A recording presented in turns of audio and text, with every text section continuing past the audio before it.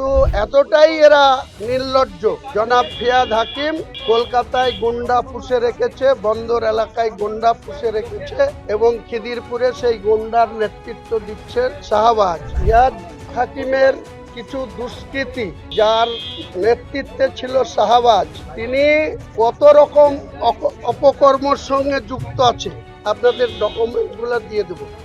Kolkata police কমিশনারকে বলবো সমটু case করে তাদের বিরুদ্ধে কেন এতদিন ব্যবস্থা নেওয়া হয়নি। তাই আমি বলবো যে পুলিশ ডিসি পোর্ট যেন কালকের ঘটনার যথাযথ তদন্ত করে সমটু কেস স্টার্ট করে তাদের অ্যারেস্ট করবে।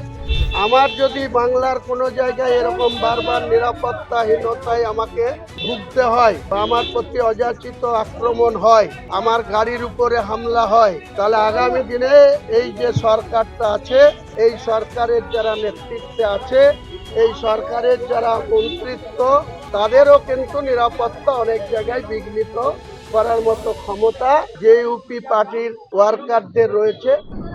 আজকে 5ই ফেব্রুয়ারি রাজ্যের বাজেট একটু আগেই রাজ্যের ভারপ্রাপ্ত অর্থমন্ত্রী চন্দ্রিমা ভট্টাচার্য যে ভোট অ্যাকাউন্ট পেশ করলেন, তাতে আমার মনে হলো উনি সমস্ত যে প্রস্তাব রাখলেন সেই প্রস্তাব আগামী দিনে কার্যকরী করার সুযোগ আর বর্তমান সরকার এসে পাবে না। রাজ্য বিধানসভায় বা রাজ্য সরকারের নবান্নে এসে এই সমস্ত যে প্রস্তাব রাখলেন, গাল ভরা প্রস্তাব এবং ভোটার অ্যাকাউন্ট যেটা পেশ করা হলো, এটা আগামী দিনে বাংলার মানুষের কাছে একটা গাল ভরা বচন বাণী উনি শোনালেন। সামান্য আইসিডিএস এর কর্মীদের 1000 টাকা অনারিয়াম বাড়িয়ে, আশা কর্মীদের 1000 টাকা অনারিয়াম বাড়িয়ে, যে আশা কর্মীরা কিছুদিন আগে কলকাতায় তাদের 15,000 টাকা অনারিয়ামের দাবি করে আন্দোলন করতে এসেছিলেন, পুলিশের লাঠি খেয়েছিলেন, সেই আশা কর্মীদের জন্য 1000 টাকা অনারিয়াম বাড়ানো হলো আইসিডিএস কর্মীদের। এবং শিক্ষা দপ্তরের যে সমস্ত কর্মী যাদের ন্যূনতম 18,000 টাকা স্যালারি হওয়া উচিত, তাদের ওই কোথাও 8,000, কোথাও 9,000, কোথাও 12,000 করে যা কর্মীদের দেওয়া হয়, তাদের ক্ষেত্রে একইভাবে 1,000 টাকা করে আগামী এপ্রিল মাসে তেনারা বাড়ানোর সিদ্ধান্ত ঘোষণা করেছে। সম্ভবত এপ্রিল মাসে এই সরকারের বিদায় আসন্ন। তারপরে এই যে প্রস্তাব, গালভরা যে প্রস্তাব ওনারা রাখলেন, সেই প্রস্তাবের কার্যকরিতা কোনো গুরুত্ব আছে বলে আমার মনে হয় না। কিন্তু যেহেতু voter account, 5 minute, voter account পেশ করতে হয়, তাই ভোটার অ্যাকাউন্টে যে সমস্ত গালভরা বক্তব্য চন্দ্রিমা ভট্টাচার্য রেখেছেন, আগামী দিনে ওনারা ইলেকশন সম্পূর্ণ হওয়ার পর এই সুযোগ থেকে বর্তমান সরকার বঞ্চিত হবে। এই ধরনের কোনো প্রস্তাব তারা ইমপ্লিমেন্ট করতে পারবে না। আপনারা জানেন, কালকে আমি দুপুর 2টোর সময় খিদিরপুরে, যেটা মুখ্যমন্ত্রীর বিধানসভা কেন্দ্র ভবানীপুর, তার আন্ডারে 77 নম্বর যে কাউন্সিলর সিট আছে, ওয়ার্ড আছে, সেই 77 নম্বরে আনসার আহমেদের বাড়িতে আমি নিমন্ত্রণ খেতে গেছিলাম। তাদের বাড়িতে দুপুরে লাঞ্চ করার পর ঘণ্টাখানিক তাদের সঙ্গে সৌজন্য সাক্ষাৎ করার পর যখন 16 আনা কবরস্থান বা 16 আনা মসজিদের কাছে যাচ্ছিলাম, তখন একদিকে রাস্তার ডান দিকটা হচ্ছে 77 নম্বর ওয়ার্ড, বাম দিকটা হচ্ছে ৭৮ নম্বর, যেটা জনাব ফিয়াদ হাকিমের বন্দর বিধানসভার অন্তর্গত।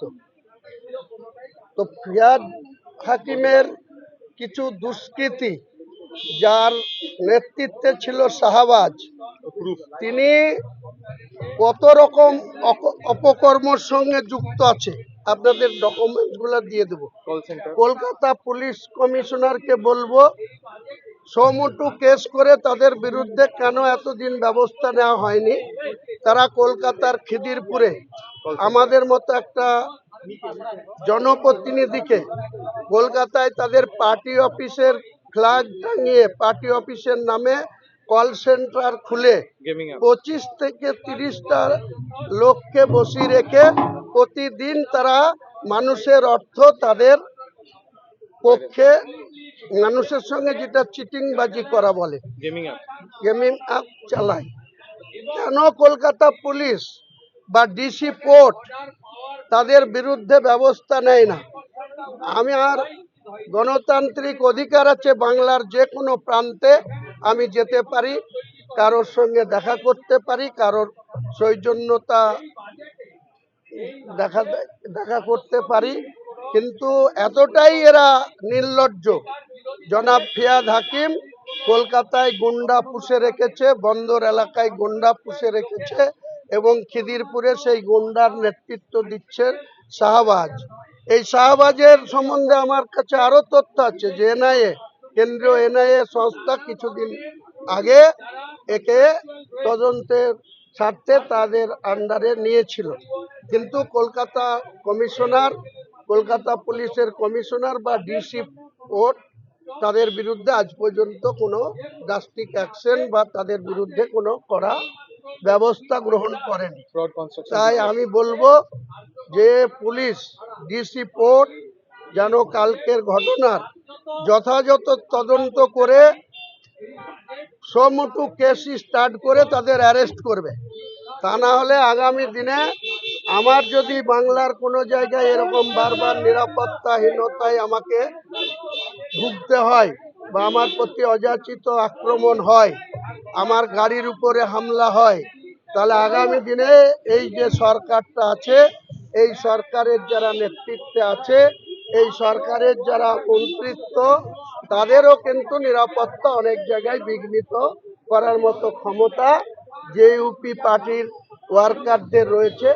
আজকে বেলা 3টে থেকে, যেহেতু মাধ্যমিক পরীক্ষা ছিল, তাই 3টে থেকে রাজ্যের বিভিন্ন প্রান্তে গতকালকের ঘটনা নিয়ে আমাদের জনতা উন্নয়ন পার্টির ব্লক লেভেল থেকে প্রোটেস্ট করা হচ্ছে, ধিক্কার জানানো হচ্ছে, ফিয়াদ হাকিম এবং মমতা বন্দ্যোপাধ্যায়ের বিরোধিতা করা হচ্ছে এই শাসন ক্ষমতা। পাশাপাশি যে ভোট অ্যাকাউন্ট পেশ করা হলো, এটা গালগপ্প বাংলায় বলা যায়। এই চন্দ্রিমা ভট্টাচার্য আগামী দিনে আর বাংলার যে বিধানসভা ভোটের পরে মুখ্যমন্ত্রীও আর এই মুখ্যমন্ত্রীর আসন ফেরত পাবেন না, আর চন্দ্রিমা ভট্টাচার্যও আর অর্থ বাজেট পূর্ণাঙ্গ করার সুযোগ পাবেন না।